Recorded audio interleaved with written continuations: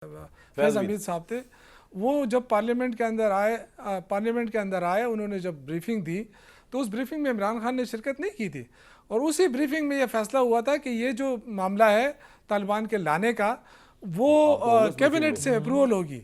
शौकत यूसुफजई साहब, ऐसी क्या चीज हुई कि जो इमरान खान और उस जमाने की स्टैब्लिशमेंट खुश हुई कि तालिबान आ रहे हैं वापस और हम खुश हो रहे हैं कि यार अब हमारा एक ब्रदर स्टेट आ जाएगी इधर? ऐसा क्या हुआ शौकत भाई कि वहां से टेररिज्म स्टार्ट हो गया? अफगानिस्तान में तालिबान रिजीम जो है इंडिया के साथ जा मिला, हमने तो कुछ नहीं बिगाड़ा ना, तो हुआ क्या बीच में? आप बताइए, आप तो लोकल हैं वहां के। देखिए तो सबको पता है मेरे ख्याल से। उसके बाद तो बहुत सारे लोगों ने ये बता भी दिया है कि ये जो कहते हैं तालिबान 4000 तालिबान को पीटीआई लेकर आई, बिल्कुल गलत।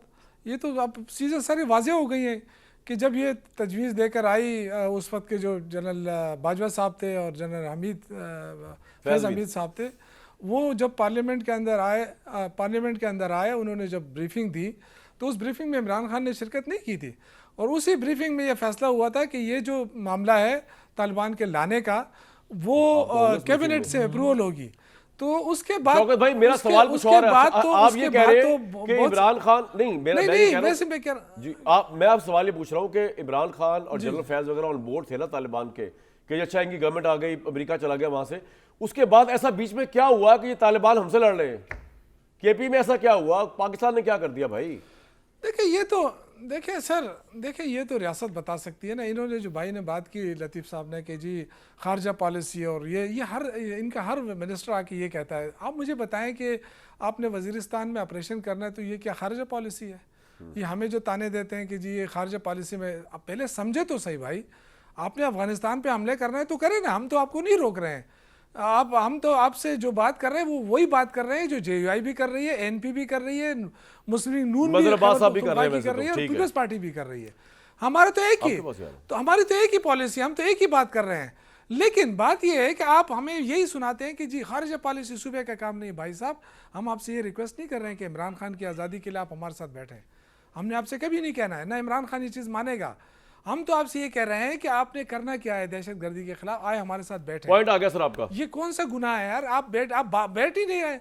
बैठने के अलावा आप हम पे उल्टा इल्जामात लगा रहे हैं, ये जी दहशतगर्दों के हामी है, ये फलां है। इस तरह के इल्जामात से आप अमल लाएंगे या आप सीरियस है अमल लाने में? मजहर भाई, मुझे सिर्फ ये बताइए कि इस वक्त किस बुनियाद पे मुज़ाकरात होने चाहिए और क्या आपको लगता नहीं है कि सुहेल अफरीदी साहब ने जो प्ली लिया हुआ है मुज़ाकरात ना बनाम ऑपरेशन के खिलाफ, वो सिर्फ इसमें से लिया हुआ है कि एस्टैब्लिशमेंट झुककर उनके पास आए, जो कि वो झुक के आएगी नहीं, और एग्रीमेंट उनसे बात करें ताकि वो लिवरेज लें इमरान खान की रिहाई का?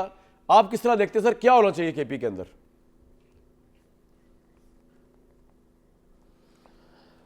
कामरान मुझसे पूछ रहे हैं आप? जी सर, आपसे। मदर साहब, इंटेलेक्चुअल क्वेश्चन ऐसा तो आपसे पूछ सकता हूँ।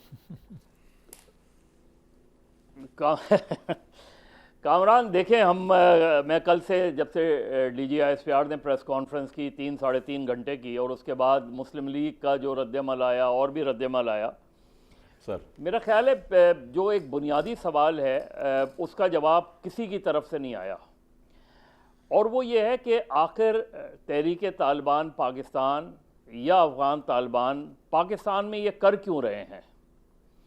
क्योंकि तालिबान को बनाने में हमारा बड़ा गहरा हाथ है और तालिबान को प्रमोट करने में, बाकायदा बैक करने में हमारा हाथ रहा है।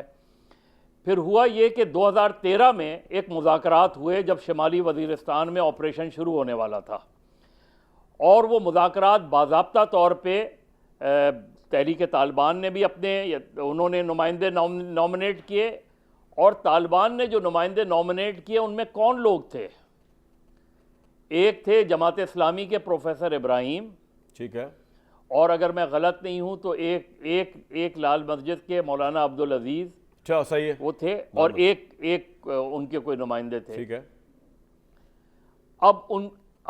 अब ये जो आप देखें, इसको अगर हम देखें तो 2013 में जब इलेक्शंस हुए जी, तो 2013 के इलेक्शन में सबसे ज़्यादा किलिंग्स किसकी हुई? अवामी नेशनल पार्टी।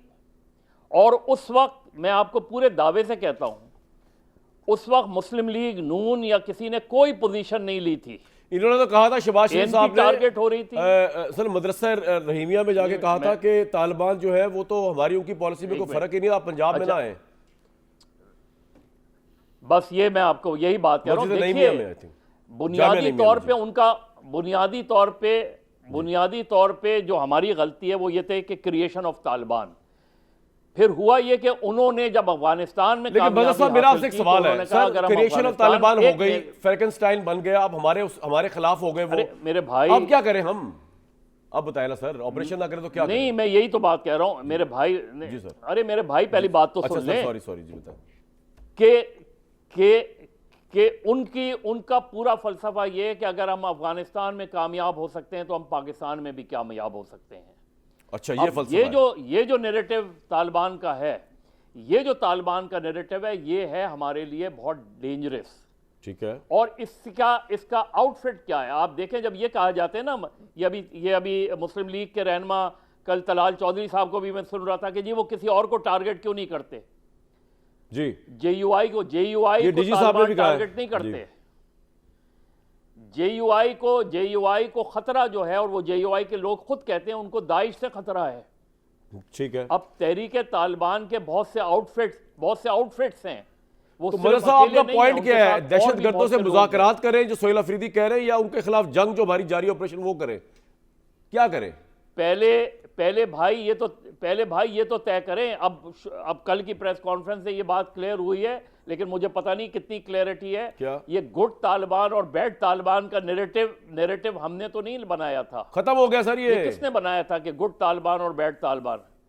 नहीं, अभी तो मैं वही बात आपसे कह रहा हूं कि क्लैरिटी होनी चाहिए सर। सबसे पहले देखिए, एस्टैब्लिशमेंट या हुकूमत की बात होनी चाहिए खैबर पख्तूनख्वा की हुकूमत से। उनके साथ बैठें, इस मसले पर कोई एक नैरेटिव बनाएं, इसलिए कि आप किसी एक हुकूमत को आइसोलेट करके, जो कि सूबे की हुकूमत है, उसे आइसोलेट करके आप ऑपरेशन में कामयाबी हासिल नहीं कर सकते। उसमें प्रॉब्लम्स हैं। लेकिन मदर साहब, आपको ये चीज इमरान खान की पॉलिसी के तहत जो सूबा चल रहा है, वो तो ये पहली बात तो इन्हें टेररिस्ट समझता ही नहीं। दूसरी बात, उसकी वफाक की इस पॉलिसी के वो खिलाफ है कि इनको वापस अपने मुल्क भेजिए, बल्कि वो समझते हैं कि जो हम महाजरीन को अपने मुल्क वापस भेज रहे हैं अफगानिस्तान, इसकी वजह से टेररिज्म हो रहा है। उनकी तो बिल्कुल ही फिलॉसफी डिफरेंट है ना, उनसे किस तरह बात की जाए? हाँ, इस वजह हाँ नहीं, तो इसी पर तो बात करनी चाहिए। आखिर जनरल राहिल शरीफ ने कहाँ गुफ्तगू की थी, कब गुफ्तगू की थी? जब शुमाली वजीरिस्तान में ऑपरेशन शुरू होने वाला था, उन्होंने नवाज शरीफ से कहा कि आप जाके इमरान खान से गुफ्तगू करें और इमरान से ये कहें कि अगर वो ऑपरेशन के हक में नहीं बोल सकते तो खिलाफ भी ना बोलें। ठीक है। इमरान खान का क्या नैरेटिव है जी, हमेशा से रहा, आज से नहीं, मैं पुरानी बात, इमरान खान का हमेशा से ये नैरेटिव है कि वो ये समझते हैं कि ऑपरेशन काउंटर प्रोडक्टिव होता है, और उनके नज़दीक उस ऑपरेशन के नतीजे में, लेकिन मैं उससे एग्री नहीं करता, इसलिए कि जो शिमाली वजीरिस्तान के हाल था, जो सवात का हाल था, जो ऑपरेशन राह रास्त वगैरह ने क्लियर किया, सवात वगैरह को, कराची का हाल था, ऑपरेशन से क्लियर हुए जी। लेकिन मेरे भाई टेररिज्म कभी खत्म नहीं हो सकता जब तक आप एक्सट्रीमिज्म खत्म नहीं करेंगे। इंतहा पसंदी के मामले में हमारी हुकूमत कंफ्यूज है, हमारी ऑपोजिशन कंफ्यूज है, हमारी रियासत कंफ्यूज है। वो इंतहा पसंदी के खात्मे के लिए आप पूरा नेशनल एक्शन प्लान देख लें, कोई इंतहा पसंदी के खात्मे के लिए इकदाम नहीं किया गया। तो आप एक दहशतगर्द तंजीम को खत्म कर देंगे, एक और खड़ी हो जाएगी और खड़ी हो जाएंगी। सर लेकिन इसका मामला जरा इंटरनेशनल डायमेंशन लिए हुए मदर साहब, मैं आपकी इस बात से टोटली एग्री करता हूं कि extremism gives birth to terrorism, लेकिन ये जो मामला केपी का है ये जरा इंटरनेशनल डायमेंशन लिए हुआ है कि एक दो मुल्कों का नेक्सस हो गया हमारे खिलाफ। अफगानिस्तान तो बिलावजी हमारे खिलाफ हो गया, हम तो उसके मोहसिन हैं, इंडिया रवायती दुश्मन है। जब यहाँ पे अटैक हो रहे थे, उनके चौकिया हम हमले कर रहे थे, हमने उनको रिटायलेट किया। उस वक्त उनका जो था मिनिस्टर वो बैठा हुआ था दिल्ली के अंदर, एंड देवर सिग्नलिंग के ये हम मिल के कर रहे हैं। तो इसका एक्सट्रीमिज्म से कोई ताल्लुक नहीं है सर, ये टेररिज्म जो हो रहा है। तो कामरान तो अफगान तालिबान जब दोबारा जीते हैं तो किसने सेलिब्रेट किया था उनकी जीत को? जनरल फैज हमीद और इमरान खान सेलिब्रेट किया था ना। तो इमरान खान को रोएंगे ना बैठ के? सर नहीं, उससे नहीं, ऐसा नहीं कहे किसी ये फैसले इंडिविजुअल नहीं किया ये बात करते। भी सही है आपकी, ये बात भी सही ये है। फैसले ये फैसले इंडिविजुअल नहीं करते। ठीक, तो ठीक, जब ठीक। आपने एक पॉलिसी बनाई कि हाँ हमें इनको वेलकम करना चाहिए, असल सवाल ये कि उसके बाद ऐसी क्या चीज हुई कि हमारे जो डिफरेंसेस हैं वो इतने बढ़ गए कि उन्होंने अटैक्स करने शुरू कर दिए। वैसे और ये इसका which is जवाब very सर dangerous, एक मिनट मैं आपके पास आ रहा हूँ, इसलिए कि आ रहा हूँ आपके पास। बस साहब इसका